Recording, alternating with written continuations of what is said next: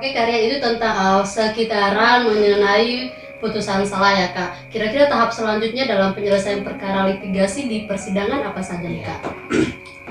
Biasanya kalau setelah putusan salah langsung masuk pada pemeriksaan saksi dan bukti surat begitu.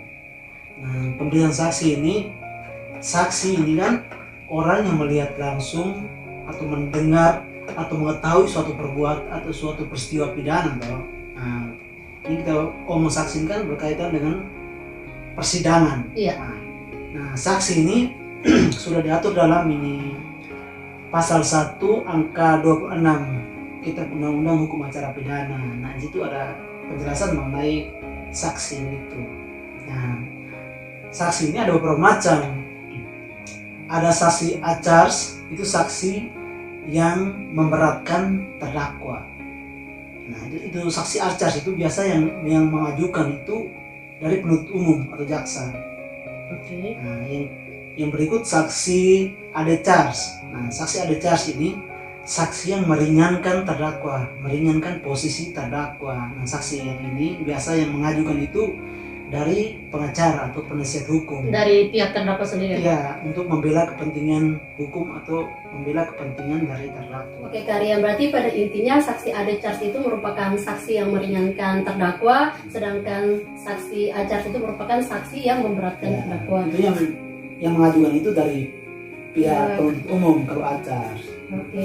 Kira-kira jenis-jenis saksi hanya itu saja atau masih ada kan jenis saksi yang lain kan? Jadi ada saksi ahli juga. Nah, saksi ahli ini orang yang mempunyai kemampuan khusus atau keahlian khusus yang dibutuhkan keterangannya atau memberikan suatu penjelasan atau keterangan di muka persidangan.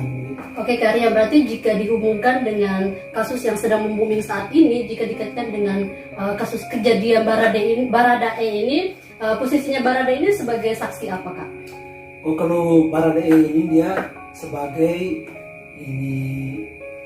justice collaborator atau saksi yang membantu aparat penegak hukum untuk mengungkap suatu fakta persidangan. Ya. Jadi ini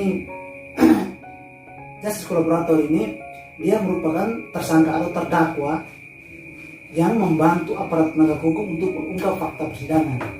Berarti aparat penegak hukum ini merasa dibantukan oleh posisinya si Baradae ya Kak? Selain itu ada yang namanya saksi mahkota. Nah, saksi mahkota ini merupakan saksi yang ini secara langsung terlibat sebagai terdakwa dalam persidangan. Jadi dia ini memberikan suatu kesaksian untuk terdakwa lain. Jadi dia ini sebagai saksi kunci begitu dalam suatu peristiwa pidana yang biasanya dilakukan secara bersama-sama begitu. Ada juga yang namanya saksi korban. Itu seperti apa Kak? Saksi korban itu mereka yang memberikan keterangan sebagai saksi di persidangan. Di sisi lain mereka juga sebagai korban tidak pidana.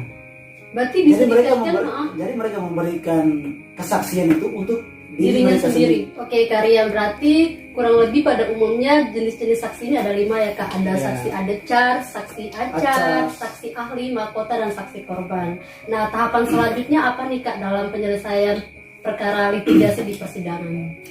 Nah, setelah melalui semua proses yang telah didahului tadi, setelah pembuktian, setelah saksi, ada bukti surat yang diajukan, tahap selanjutnya itu jaksa memberikan tuntutan.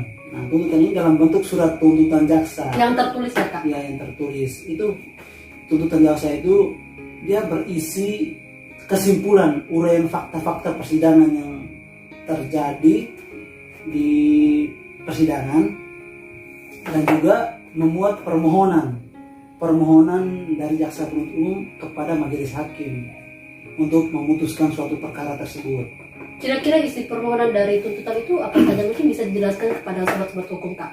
Nah, kalau isi permohonan itu biasanya jaksa mengaitkan dengan surat dakwaan. Jadi pasal-pasal ancaman hukuman pidana yang ada di dalam dakwaan itu juga dimuat di dalam surat tuntutan jaksa. Nah, misalnya begini, suatu perkara diancam dengan pidana penjara minimal 7 tahun. Nah, di dalam tuntutan itu jaksa bisa saja menuntut menuntut terdakwa ini dijatuhi hukuman 7 tahun atau lebih rendah dari 7 tahun tersebut, tergantung ini fakta-fakta persidangan. Dan nanti itu jaksa yang buat, jaksa yang mengajukan permohonan dalam bentuk ini tuntutan. Siap. Gitu. Kepada majelis hakim tentunya. Terus tuntutan agar terdakwa ditahan, terdakwa membayar ganti rugi atau segala macam. Oke, kalian itu kurang lebih tentang tuntutannya, Kak. Selanjutnya tahap berikutnya apa nih, Kak? Nah, setelah tuntutan, hakim memberikan kesempatan kepada penasihat hukum terdakwa atau memberikan kesempatan kepada terdakwa untuk menanggapi tuntutan jaksa tersebut. Nah, dalam hal ini dari penasihat hukum terdakwa biasanya mengajukan nota pembelaan atau pledoi pembelaan kepada terdakwa. Nah, pledoi ini diajukan oleh penasihat hukum terdakwa dalam bentuk tulisan, bisa dalam bentuk lisan.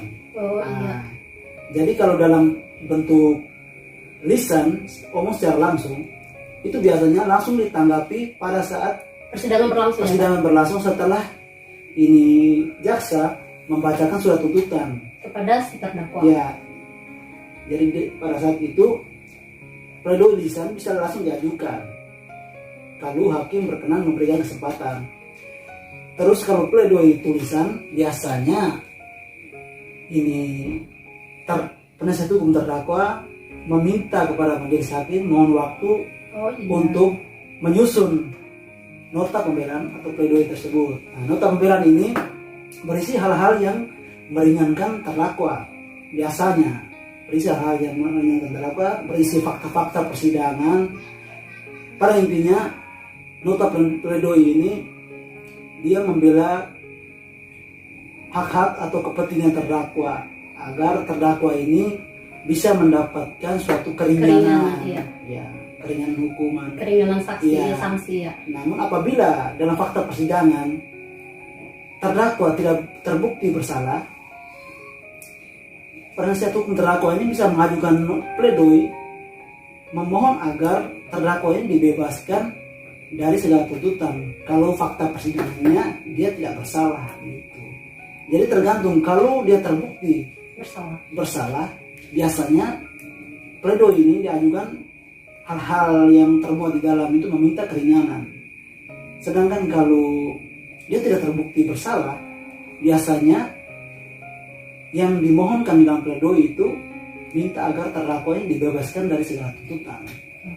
Siap. Itu menjadi pertimbangan hakim ya, Kak? Setelah kita ajukan pledoi itu menjadi pertimbangan hakim tersendiri. Jadi hakim memutuskan suatu perkara itu dia melihat fakta persidangan, namun juga berdasarkan dia punya keyakinan. Oke, Kak, berbicara mengenai rentang waktu yang diminta penasihat hukum untuk membuat nota pledoi ini, Kak, kira-kira waktu itu dibutuhkan beberapa hari begitu, Kak? Kalau waktu ini biasanya itu hakim memberikan waktu 1 minggu, itu biasanya. Itu paling maksimal atau minimalnya, Kak? Itu bukan soal maksimal atau minimal, tetapi itu soal waktu yang diberikan itu sudah menjadi suatu kebiasaan di dalam persidangan. Jadi setiap agenda sidang, mulai dari dakwaan, ini eksepsi, pokoknya setiap agenda sidang ini tundanya biasanya 1 minggu. Tergantung majelis hakim kalau memberikan waktu, biasanya ada yang lebih cepat dari 1 minggu. Mungkin bisa 3 hari, 5 hari. Majelis hakim memberikan waktu untuk pembuatan pledoi kepada penasihat hukum dari terdakwa. Misalnya sudah sampai pada hari hanya untuk pembacaan pledoi ini. Apakah pada saat di persidangan itu pledoi yang sudah dibuat dalam bentuk tertulisan itu dibacakan atau dikasih kepada majelis hakim dalam bentuk tertulis supaya majelis hakim saja membacanya, Kak? Ya, biasanya itu penasihat hukum terdakwa atau pengacara ini dia membacakan pledoi yang sudah dibuatnya, yang sudah dibuatnya. Biasanya hakim meminta agar dibacakan yang pokok-pokoknya saja atau yang hal-hal yang penting-penting saja yang dibacakan, seperti itu. Terus setelah dibacakan ini pledoi yang tadi sudah dalam bentuk tulisan yang sudah diprint, diserahkan kepada majelis hakim sebagai bahan pertimbangan nantinya, diserahkan kepada majelis hakim dan juga diserahkan kepada jaksa penuntut umum. berarti bukan saja diberikan kepada majelis hakim, tetapi ada salinan kopian untuk Ya. jaksa penuntut umum itu